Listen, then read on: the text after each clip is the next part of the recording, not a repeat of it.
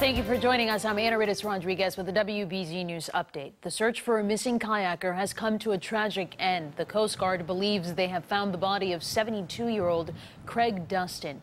He left from a boat ramp near the Fox Hill Yacht Club in Saugus yesterday morning. When he did not return home last night, his family alerted authorities. Family members say Dustin normally carries a cell phone in a waterproof case and wears a life vest.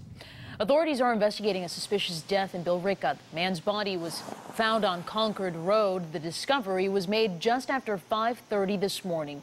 So far, no details have been released about the victim, and neighbors say police have not told them much. Boston's first terrorism trial since the marathon bombing case is underway. David Wright is accused of plotting to behead a conservative blogger in the name of ISIS. Prosecutors say he plotted with two men, including his uncle, who was shot and killed by investigators in Roslindale back in 2015. The 27-year-old is facing a list of terror charges.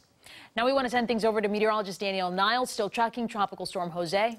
Jose is spinning to our south, Anaridis still, and going nowhere fast. Going to continue to weaken here and then kind of weeble wobble over the next several days. Gusty wind, periodic rain for the Cape and Islands especially, and an angry sea for days. Severe beach erosion, one of the bigger concerns right at our coastline. Jose, as of the latest update, 70-mile-per-hour winds moving northeast at 8 miles per hour. So the outer bands will continue to bring periodic showers and occasional downpours, particularly from Chatham back down to Nantucket from time to time. Today, tonight, that's the map tomorrow. So Nantucket will see some of the highest rainfall totals from this event. Breaks of sun, though, for everybody else through the interior tomorrow, with temperatures where the sun does break out climbing into the 70s. Notice tomorrow evening still some downpours around and still being impacted by Jose. The strongest core of wind passing offshore, but gusts 40-plus miles per hour here from the tip of Cape Ann to the South Shore and Cape Cod.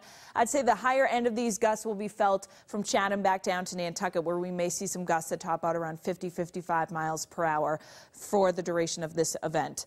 Meanwhile, Maria, devastating Puerto Rico, going to pass on the north side of the Dominican Republic and then east of the Turks and Caicos. The question is, what happens to Maria next week as it approaches, kind of passing in between Bermuda and the East Coast by the middle part of next week? It's a very complex situation in the atmosphere. Jose is going to be drifting off to our south and east, so there's almost two scenarios I see panning out. One is that Maria kind of gets sucked up here and moved out to sea, similar to Jose's path.